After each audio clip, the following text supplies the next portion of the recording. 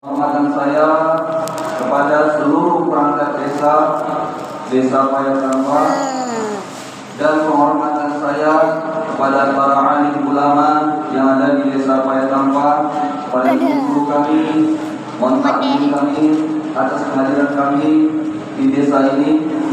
Kemudian penghormatan saya seluruhnya kepada para jamaah Masjid Nurul Iman 2 Desa Payatamba, yang insya Allah kita semua diikuti rahmat Allah Subhanahu wa Ta'ala, diberikan keberkahan oleh Allah Subhanahu wa Ta'ala, sehingga kita dapat melaksanakan sisa-sisa waktu di bulan Ramadan ini dengan maksimal dan dalam ketakwaan kepada Allah Subhanahu wa Ta'ala. Bismillahirrahmanirrahim. Ya ayyuhalladzina amanu kutiba 'alaikumus syiyamu kama kutiba 'alal ladzina min qablikum la'allakum tattaqun. Wahai orang-orang yang beriman, dan diwajibkan bagi kalian berpuasa sebagaimana orang-orang sebelum kamu, agar kamu bertakwa. Quran surah Al-Baqarah ayat 183. Dalam surah Al-Baqarah tersebut dijelaskan bahwasanya wahai orang-orang yang beriman, yang mengaku dirinya beriman, yang mengaku dirinya Islam, yang mengaku dirinya menghambakan dirinya kepada Allah Subhanahu wa Ta'ala, yang mengaku bahwasanya umat Nabi Muhammad SAW, maka diwajibkan bagi mereka untuk berpuasa khususnya di bulan Ramadan seperti orang-orang sebelum kita. Supaya apa? Supaya nanti di akhirnya kita mendapatkan gelar takwa dari Allah Subhanahu wa Ta'ala. Para jamaah yang dirahmati Allah Subhanahu wa Ta'ala, sebelumnya saya sedikit ingin memperkenalkan diri. Nama saya Amir Muhammad. Saya saat ini tinggalnya di Kota Angsa, di Payalbujuk Kuno, Lorse. Sebelumnya saya juga bertempat tinggal di Kabupaten Aceh Tamiang, di Desa Bundar. Di Desa Bundar, dan saat ini sudah berpindah rumah, yaitu berpindah di Kota Lampung. Saya sendiri alumni dari Pondok Pesantren Al-Madinah Kota Bandung di Jalan Limpo.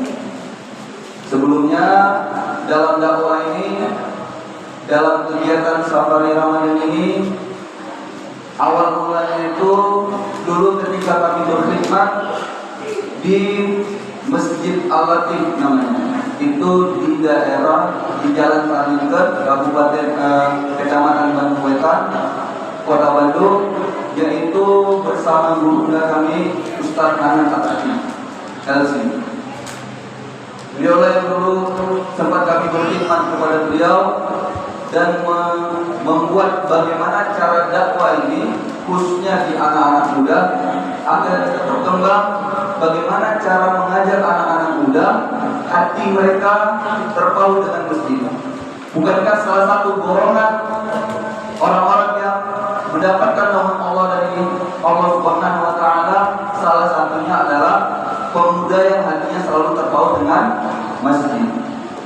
Maka konsep-konsep seperti itulah yang coba kami tanamkan dalam dakwah, khususnya dalam dakwah pemuda. Dan dalam hal ini kami menekankan kepada diri kami sendiri, kepada orang-orang, mengajak semua orang-orang, terkhususnya anak-anak muda, marilah kita meramaikan rumah-rumah Allah, masjid-masjid Allah. Karena banyak ya, khususnya di Aceh, masjidnya besar-besar, masjidnya luas-luas, fasilitasnya banyak, tetapi jamaahnya bisa dihitung. Dan paling kebanyakan rata-rata jamaahnya, mohon maaf, orang-orang tua. Paling banyak. Kenapa kita tergerak untuk melanjutkan dakwah Nabi SAW? Karena kita merasakan yang namanya risau umat. Risau umat itu apa? Bapak, Ibu, teman-teman sekalian, coba lihat di luar sana. Dalam bulan Ramadan, kita nggak usah ngambil di bulan-bulan lain, karena kalau di bulan lain sudah pasti kita tahu.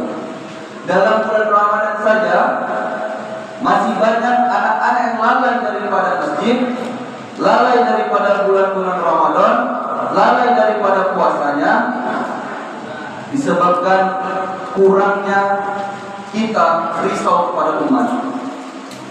Karena risau kepada umat juga merupakan salah satu bentuk keimanan kita, ya, kepada Allah Subhanahu wa taala, dan bagaimana cara kita melanjutkan pola dakwah Nabi dengan cara yang mungkin diterima oleh kaumnya, diterima oleh masyarakatnya, ya.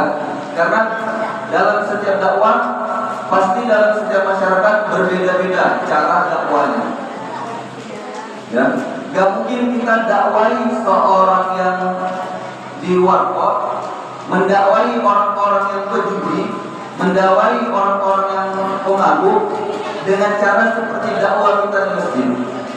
Berbeda, ya. Jadi cara dakwah juga menentukan bagaimana kita berhasil dalam mengajak orang-orang untuk mendekatkan diri kepada Allah Subhanahu wa taala. Terkhusus di bulan puasa ini, ya, kerisauan kita terhadap umat itu harusnya lebih tumbuh, ya kan?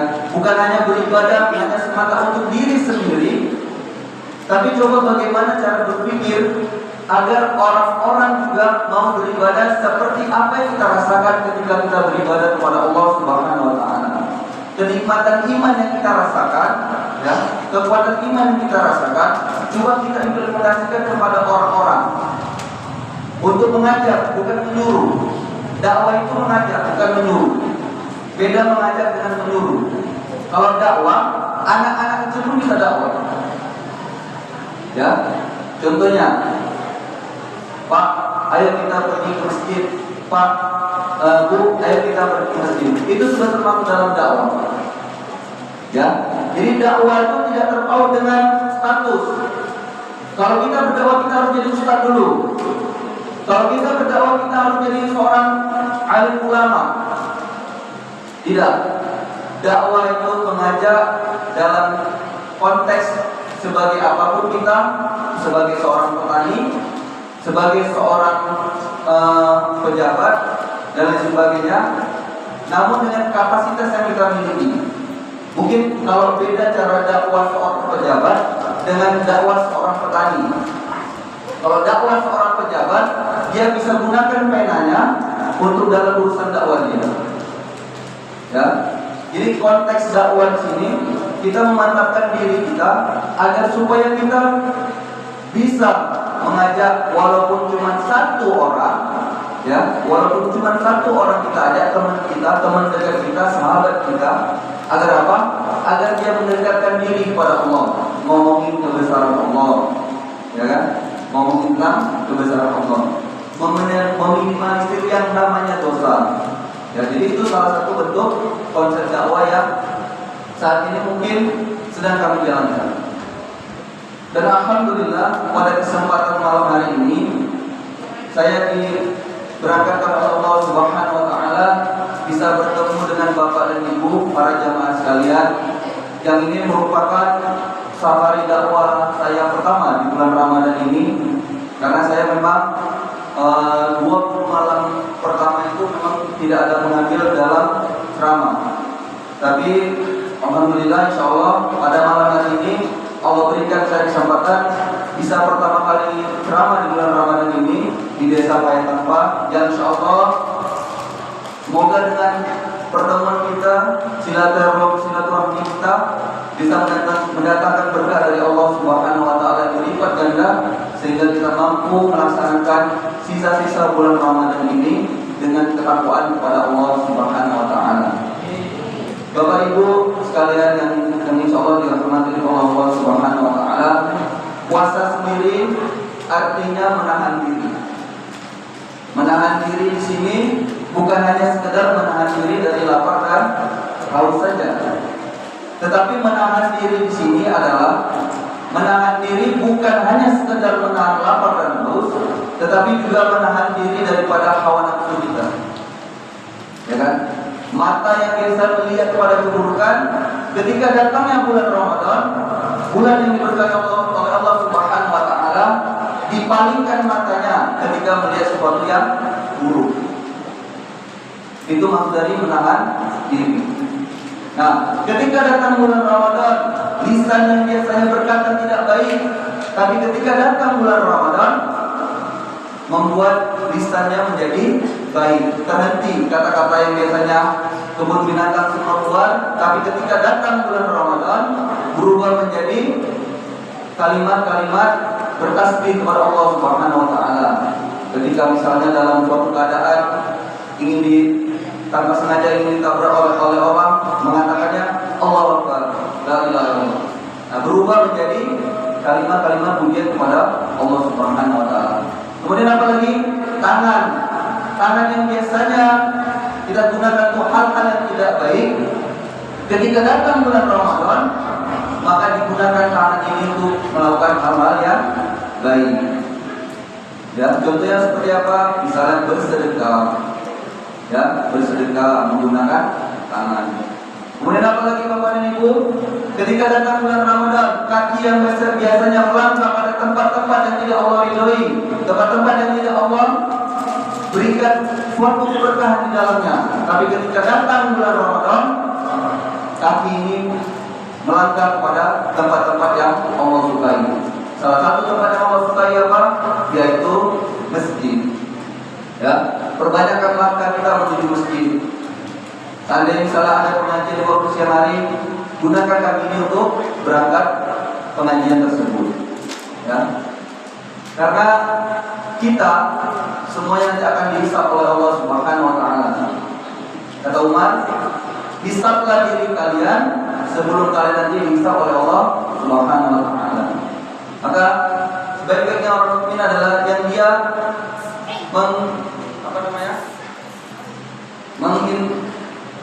mengintrospeksi dirinya sendiri terlebih dahulu. Nah, terutama di bulan Ramadan ini. Ya, tahun lalu, tahun-tahun sebelumnya aku buruk di bulan Ramadan. Ya, sholat tarawih yang ketinggalan, puasa masih banyak yang bolong. Tapi aku niatkan di bulan Ramadan ini, ya, puasaku full. Ya, khususnya bagi laki-laki.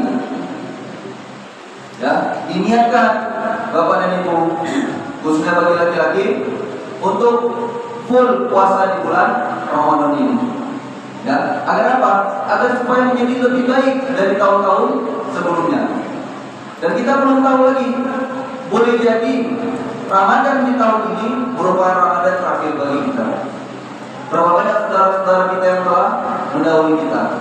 Berapa banyak saudara-saudara kita yang telah bertemu oleh Allah Subhanahu wa taala?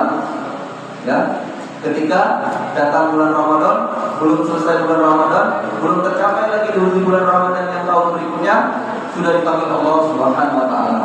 Maka itu menjadi pengingat bagi kita. Ya, agar memaksimalkan, agar mempersiapkan segalanya, ya, memperbanyak amal di bulan Ramadan ini, agar kita nantinya tergolong dalam orang-orang yang bertakwa. Kemudian terakhir ini saya sampaikan, jika dalam bermasyarakat mungkin banyak sekali ditemui. Kalau di desa Payatampa ini nggak ada banyak. Mungkin Ramadan pertama, kedua, ketiga, masyarakat masih banyak yang berpuasa, masih banyak yang ke masjid, masih banyak melaksanakan ibadah puasa dengan baik. Tapi ketika berlalu 10 malam pertama menjelang 20 malam, sudah banyak yang tidak berpuasa. Bahkan sampai berterang-terangan tidak berpuasa ketika di siang hari. Ya. Itu menandakan lemahnya iman. Itu menandakan hitamnya hati. Sebab bulan Ramadan saja, bulan yang disucikan oleh Allah Subhanahu wa taala, belum mampu untuk merubah dia dengan alasan-alasan tertentu dan lain sebagainya. Nah, maka saya turut bahagia melihat lihat di Desa Payatama ini anak-anak muda, yaitu remaja masjid Al-Masjidiyah yang luar biasa sekali tadi mempersiapkan bukan puasa, mengadakan santunan anak yatim. Ini salah satu bentuk munculnya kekuatan di anak-anak muda, khususnya dalam mendekatkan diri kepada Allah Subhanahu wa Ta'ala. Dan ini patut diapresiasi, patut didukung Bapak dan Ibu, patut didukung anak-anaknya, pemuda-pemudanya yang mau mendekatkan diri kepada Allah, bersama-sama bergotong royong dan memakmurkan masjid Allah. Itu yang hal-hal yang seperti itu harus didukung. Karena biasanya anak-anak muda selama dalam perjalanan kami, biasanya anak-anak muda ketika dia mengambil alih ataupun berpartisipasi ya di dalam masjid, biasanya orang-orang tua, itu kurang dukungan. Seperti itu, biasa seperti itu. Kurang dukungan dari orang-orang tua. Para jamaah-jamaah itu kurang mendukung. Padahal salah satu bentuk makmurnya masjid itu adalah bisa dipenuhi dengan anak-anak muda salah satunya. Itu di masjid kami, di Masjid Al-Latif. Semoga nanti ada rezeki dari Allah Subhanahu wa Ta'ala bisa bersilaturahmi ke sana di Kota Bandung. Itu kalau Bapak Ibu temui, itu jarang sekali di saf depan itu diisi oleh orang-orang tua, jarang sekali. Di saf depan itu jarang sekali diisi oleh orang-orang tua. Disitulah saya melihat tolak ukur bahwasanya kemajuan salah satu kemajuan suatu komunitas, suatu pergerakan, suatu kampung didasari dengan anak-anak mudanya yang mampu dan gemar untuk memakmurkan masjid. Dan saya lihat anak-anak muda di situ datang dari berbagai penjuru daerah. Ada yang datang dari Jakarta, ada yang datang dari Makassar, bahkan hampir seluruh Indonesia hadir ke situ. Dan mereka mau berkhidmat tanpa dibayar sepeser pun. Dan mereka mau ikut berkhidmat di situ. Di situ, di markas itu kami menyebutkan kalau masjid itu markas Bapak Ibu. Jadi di markas itu ada juga kami mengadakan yang namanya buka puasa Senin Kamis gratis. Buka puasa Senin dan Kamis gratis. Ada juga di situ programnya namanya kalau dulu itu shift weekend namanya. Jadi weekend itu Kamis dan Sabtu malam Ahad. Jadi di situ diadakan yang mulai berjamaah atau sholat haji berjamaah, ya, yang diimami oleh anak-anak muda. Dan anak-anak mudanya ini bukan yang anak-anak muda yang sembarangan. Rata-rata teman-teman kami itu sudah menyelesaikan hafal Quran 30. Tetapi dengan konsep dakwah anak muda, ya, maka mohon maaf Bapak dan Ibu sekalian, ada juga imamnya itu sekedar pakai baju kaos, kemudian pakai celana jeans, kemudian yang imam ini, dan bacanya sungguh luar biasa. Dan di situ ada juga mungkin Bapak dan Ibu tahu, teman-teman sekalian tahu, ada juga dulu tuh di Masjid Al-Latif itu namanya Ustaz Muzamil Asqalani, salah satu qori di Indonesia. Ya, jadi kolaborasinya itu diterapkan di masjid itu. Dan itu masjid itu hidup 24 jam. Hidup 24 jam. Ada yang iktikaf di situ. Ya, ada yang belajar ilmu agama di situ. Karena di situ setiap malam Jumat, setiap malam Selasa, setiap malam Kamis, setiap malam Ahad ada pengajian. Dan masjid itu hidup 24 jam. Kalau di jamaah tabligh itu dibilang amalan 24 jam, ya. Dan saya melihat amalan 24 jam yang benar-benar dari hati mereka, ya, tergerak dari hati mereka sendiri. Salah satunya di Masjid Al-Latif itu. Nah, Kalau konsep masjid peradaban itu mampu kita hadirkan di kampung kita, ya, berawal dari kampung kita ini, khususnya anak muda mampu untuk bergerak bersama-sama bergotong royong untuk memakmurkan masjid, maka saya minta kepada bapak dan ibu atau perangkat desanya untuk membantu mensupport, untuk membantu menopang anak-anak muda ini. Agar apa? Agar mereka tetap terus bersemangat, tetap bergelora dalam semangat dalam dakwahnya. Jangan dikucilkan bapak dan ibu, tapi diberikan mereka semangat. Ya. Nah, kemudian untuk anak-anak mudanya apa? Ketika kita sudah berusaha untuk hijrah kepada Allah Subhanahu wa taala, pasti banyak sekali ujian-ujian yang akan kita hadapi. Tetapi usahakan dalam diri kalian, dalam hati kalian, ketika tiba waktu sholat, pergi ke masjid. Kalau kita tidak mampu mengajak orang dengan lisan kita, kalau kita tidak mampu menggunakan tangan kita untuk kita mengajak orang, maka cobalah memberikan contoh yang baik. Biasanya kalau bapak ibu ini, kalau melihat anak-anak muda, ya kan, menuju ke masjid, nggak perlu disuruh lagi ketika azan Allahu Akbar, Allahu Akbar, dia sudah langsung bergegas ke masjid. Saya yakin dan percaya pasti orang-orang tua akan mendukung kalian. Yakin dan percaya pasti orang-orang tua akan mendukung kalian. Kenapa? Karena yang kalian lakukan itu adalah kewajiban kalian sebagai seorang muslim untuk melaksanakan sholat 5 waktu di masjid.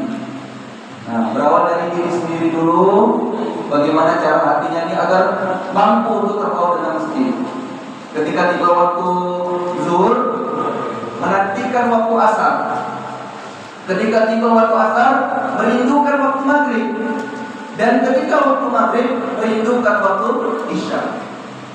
Nah, itu kalau sudah sampai tahap itu keimanannya sudah manis sekali. Ya. Kalau kata seorang pendakwah yang beliau sendiri mualaf, yang saya pernah dengar dari beliau, kata beliau, hidup ini kan menunggu waktu sholat, bekerja itu hanya sampingan. Begitu kata beliau. Hidup ini menunggu waktu sholat dan kerja itu hanya sampingan. Beliau berkata seperti itu. Ya, jadi marilah saya mengajak kepada diri saya sendiri dan mengajak kepada seluruh para jamaah agar senantiasa untuk memakmurkan masjid-masjid kita, ya, menghidupkan amalan-amalan di masjid-masjid kita ini, terkhusus di bulan Ramadan yang penuh berkah ini, dilipat gandakan oleh Allah Subhanahu wa taala. Mungkin nanti bisa dari pemuda-pemudanya ketika 10 malam terakhir mengadakan i'tikaf. Masya Allah, mungkin nanti dibuat konsepnya itu yaitu mengadakan i'tikaf 10 malam terakhir, yaitu mengejar keutamaan malam Lailatul Qadar. Ya, dibuat seperti itu. Kemudian nanti disiapkan para anak mudanya. Mungkin nanti mengadakan yang mulai berjamaah ataupun nanti ada sahur bareng. Tapi diimami oleh para imam-imam hafiz, ya, supaya apa? Supaya termotivasi anak-anak mudanya. Ya, kita boleh belajar, tetapi belajarnya harus memiliki guru. Ya, mungkin banyak di sini di kampung ini ada ustaz-ustaz kita, ya kan? Yang mungkin bisa kita ambil ilmunya, kita belajar dari beliau, agar kita bukan hanya sekedar menjadi seorang ahli ibadah saja, ya kan? Namun juga bisa menjadi ahli ilmu. Ya, kita takzim kepada guru-guru kita, pada ustaz kita di sini, kita belajar dengan beliau di masjid. Ya, kita perbaiki bacaan Al-Quran kita, sehingga apa? Sehingga nantinya kita bisa merasakan nikmatnya iman itu tadi, manisnya iman itu tadi. Jadi ketika kita tidak melaksanakan apa yang diwajibkan oleh Allah Subhanahu wa taala, hati kita itu terasa hampa. Ketika melakukan perbuatan yang dilarang oleh Allah Subhanahu wa taala, hati kita menolaknya. Nah, itu ketika kita sudah merasakan manisnya iman. Dan kita harus bisa risau. Risaunya apa? Kalau kita tahu sholat itu wajib, ya Bapak dan Ibu, sholat itu wajib. wajib hukumnya, terutama sholat fardu. Tapi mengapa permasalahan umat saat ini, yaitu masih banyak yang meninggalkan sholat tanpa ada rasa bersalah? Kalau mungkin puasa di bulan Ramadan setahun satu kali dalam waktu 30 hari. Tapi kalau sholat setiap waktunya itu dalam satu hari itu 5 kali diwajibkan oleh Allah Subhanahu Wa Taala. Tapi ketika tiba waktu sholat tidak ada yang tergerak untuk melaksanakannya. Nah, itu menjadi PR bagi kita umat Islam, terutama bagaimana caranya orang-orang di sekitar kita dulu, keluarga kita dulu, kita ajak ya untuk mampu mendirikan sholat, menjalankan perintah Allah Subhanahu Wa Taala, berawal dari dakwah di dalam keluarga terlebih dahulu. Ya, dan kita harus bisa akan hal itu. Makanya saya bertanya sama teman-teman saya, ada orang yang tidak melaksanakan sholat dan berlalu saja waktu sholat seperti itu, mereka tidak merasa bersalah seperti itu? Padahal mereka Islam, di KTP mereka Islam, mereka mengucapkan asyhadu an la ilaha illallah wa asyhadu anna muhammadar rasulullah, tapi mereka tidak melaksanakan kewajiban mereka kepada Allah Subhanahu Wa Taala. Bukankah sholat amalan yang pertama kali bisa oleh Allah Subhanahu Wa Taala? Maka marilah ya kita meningkatkan takwa kita kepada Allah Subhanahu Wa Taala, khususnya di bulan Ramadan ini, ya, memanfaatkan waktu-waktu yang Allah berikan sisa-sisa di bulan Ramadan ini agar kita mampu memaksimalkan segala yang Allah berikan kesempatan kepada kita, karena kita tidak pernah tahu yang namanya maut, kita tidak pernah tahu, ya. Boleh jadi besok puasa kita terakhir, ataupun boleh jadi bulan Ramadan tahun depan kita tidak bertemu lagi. Kita tidak pernah tahu.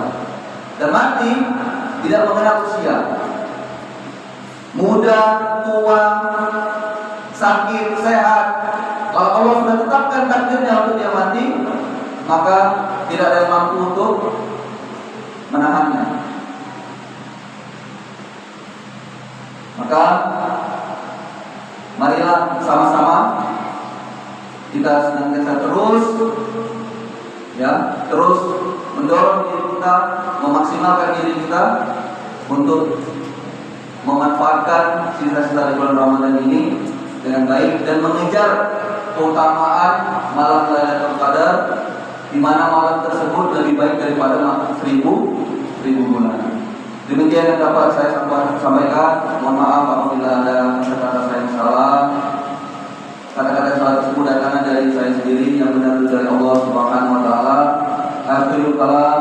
Assalamualaikum warahmatullahi wabarakatuh.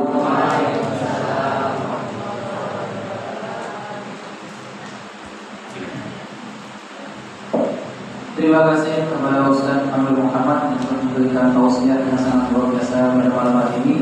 Semoga apa yang beliau sampaikan tadi bermanfaat bagi kita semua, khususnya kepada remaja-remaja muda pemudi. Apa yang beliau sampaikan tadi menjadi nasihat, menjadi campur dan menjadi motivasi ke depan untuk agar kita menjadi orang-orang yang beriman kepada Allah Subhanahu Wa Taala. Terima kasih. Akhirul kalam. Assalamualaikum warahmatullahi wabarakatuh.